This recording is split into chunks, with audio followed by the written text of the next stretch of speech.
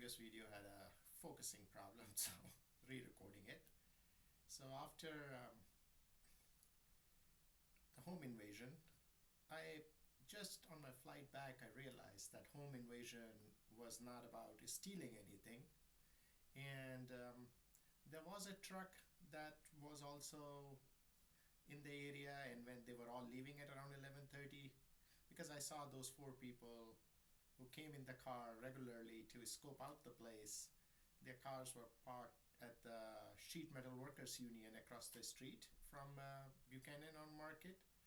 So they all kind of left together essentially. So when they were leaving, there was a truck that was part of the caravan.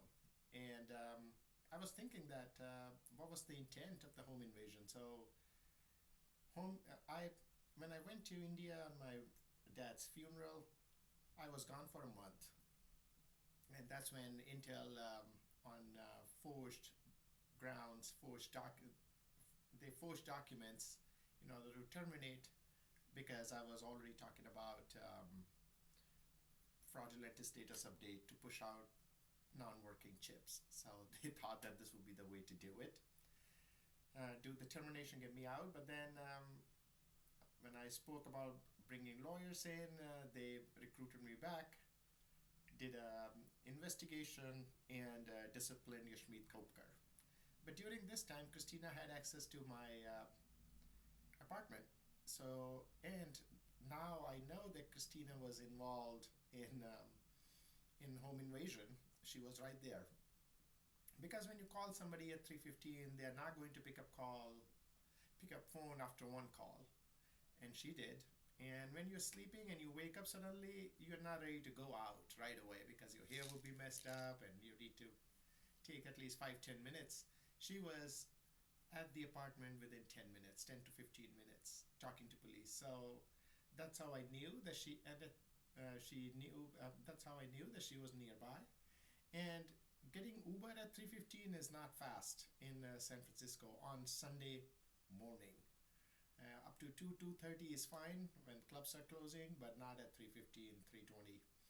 So she had access to the apartment. If those home invaders wanted to take my stuff, they could have done it then. The intent was not to do home invasion for goods. If the intent was to kidnap and do whatever, even if you kidnap, then there are only two options. Either kidnappers are gonna be caught or the kidnapped person will be dead. So kidnapping seems like a much more risky step. I now believe that they were there to stage suicide, essentially. And it failed because Christina was trying to place me already into the bathroom. And after that happened on October 23rd, I was talking to fake ADT. I went back to my brother's place, and that's where I noticed numerous attempts, over 200 attempts to mix things into my drink, food, to make my memory hazy. And as I further investigated, I came to conclusion that most of the time it is tea that is involved. Somebody would be bringing tea at the Indian places. It's pretty normal. Even if you order it or not, they bring in tea to you. And every time he's bringing tea, he will be mixing something in tea. Usually they don't do all that. They just bring the tea, give you sugar, and you mix. So I knew it is some substance that is soluble. And then I also noticed it's related to cheese and naan, maybe, because you can spring. When I ate other items, there was no problem. So I was investigating, kind of reducing my dose, trying different items, and I found out these two things were always involved: something with cheese, something with tea.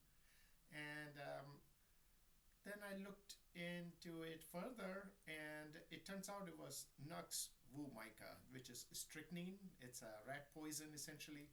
So if you mix a small dosage of this, it will cause hyper-vigilance. So I stopped eating outside completely. And sure enough, after a month, I was receiving different inquiries from strangers. Where do I eat? Where are my favorite restaurants? even at the dog training place. So I have a dog, Brooke. She is a Malinois. So a lot of home invasions stopped as soon as that dog entered the picture. So I will hear all these things. So I knew that somebody's trying to find out where do I go eat, and I just had to stop eating outside. So then in order to set up a trap, I ordered medication online through Lemonade Health, and sure enough, they send me poison packaged as medicine, and they did it twice. I mean, first time they got caught, they ran away right away as soon as I reported it to police, and I intimated that there is a video because in the package room, the building I'm staying in, they record everyone touching packages. So almost 3 or 4 apartments right next to my apartment, they emptied right away. And I spoke to the apartment manager, and she said she can't tell me the name, but if you get subpoenaed, she will be obligated to. So I went to police, and police, as soon as so in Baltimore at police station, they all sit inside, and there's a intercom. So you ring kind of a bell over there, and police officer responds from the inside. So as soon as I got there carrying my poison, I received a drug-laced pharmaceutical. That's what I was calling it. Then officer at the inside says, "Are they following you too? Are they giving you these drugs at the restaurants?" So then I knew that he has been coached and trained. I said, "Well, okay." So then I went to another police station, and they said they call 911. That's the best way. So I called 911, and sure enough, lady said it's narcotics you're receiving. And so I waited for the police officer to come by, and police officer could not sit 5 minutes to take the whole report. He just kept getting calls. He will go outside, chit chat for a little bit, come back. So what he said that if you get it tested, then they will ask DA to pursue intel. So I said okay. And in the meantime, I also wanted to be sure that it is poison. So I took a small dosage, and then every time you will feel a pain on your longer nerves, like cerulear nerve at your feet, and the moment you stop, everything is fine. So after I got hold of this, I no matter how much I tried to file a police report through different ways, like calling 911, he took the report, but then when another officer came, when I told him that there's a video involved, he looked at the report and he said, in that report, it is saying that there is a financial dispute, that you asked for some item to come and it didn't come, so you want your money back. I said, no, that is not the case. So this is when I clearly realized that police is involved. Police is at least coached in advance, and this is usually done through PIs. So these hired help, they work with PIs and to make sure that nothing happens, nothing serious happens. So before all this got caught, so on June 1st, I received this poison. So before June 1st, on around May 15, I went to San Francisco to file a report against Christina for home invasion, because by then I knew enough that this is the case, so that Christina was involved. So as soon as I went to police station, police officer did not want to take my report. They were trying their best to not have sworn statement. They wanted to just have online report. He typed, so I gave him 4 pages of my overall statement. He only wrote something on his computer for about 5 minutes, and he said, yeah, you will get your report at after 15 days from this another station. And I also tried to get my police report for home invasion. They said they will have to do a search, they will mail it to you, and actually nothing came. So they kind of give you a runaround if they don't want to do something, and they were all coached. So when you are a whistleblower, imagine you are in Afghanistan, Tora Bora, fighting the Al-Qaeda on their home turf alone. Because that's what these Israeli security firms have done. They have come in droves, set up these shops, and they call themselves Unit 8200. Only people say they are great and awesome, or actually the newspapers. But when you actually interact with them, they're not bright and brave. They are kind of dumb and proud.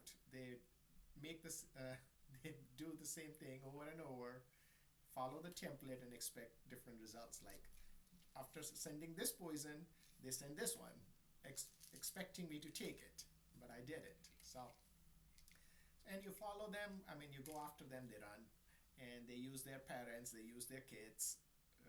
So this whole operation stays inside the family, so you won't be able to detect who is engaged in what unless you break into the family. And if you are at a restaurant and you are a restaurant owner would not know how the poison is being delivered because it's a targeted poisoning. So, for example, if you are at the Starbucks, there will be another can of milk that they will bring. There will be a little bit of milk in that can, and as soon as a target walks in, they will make your latte with that milk, and that carton would be thrown away. So that's how I realized that every time I go to these Starbucks, I am always getting the last bit of milk from the carton, and the kids' faces will change as they're doing it. At sometimes they could not actually do it. There was a girl, she could not mix, so she asked other guy who was working there to do the poisoning step for her. So a lot of these things, I mean, I investigated this for about 2 years at different places. So in Potomac, there's a Tyson shopping center. There's a Jamba Juice there, so they had them installed there. And then there were a few at the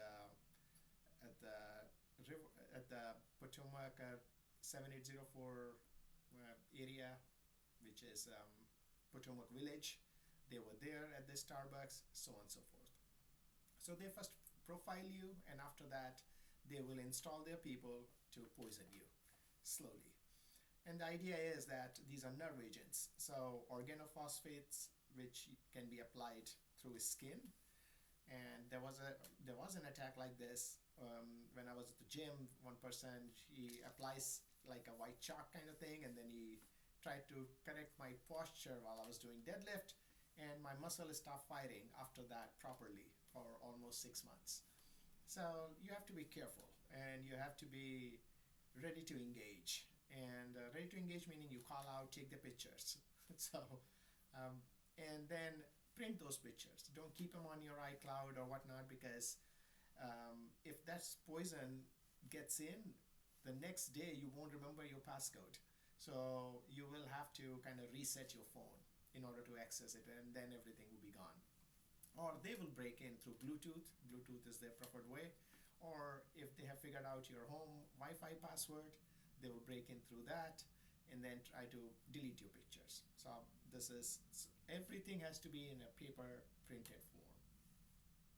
So after I go to, on 15th of May, I go to San Francisco to file a complaint, and police officer made me wait for about 4 or 5 hours, wrote whatever he felt like, and then I come to Fort Barrel, and within minutes there was a girl in there. She kind of situated herself right next, and as I went to use the restroom, I come back, I see this fat line of bubbles across my coffee, and I have to thank my IIT Kanpur Chemical Engineering Professor D.P. Rao for fluid mechanics. So I realized that this is something that has been poured over after pouring of milk had happened, because those bubbles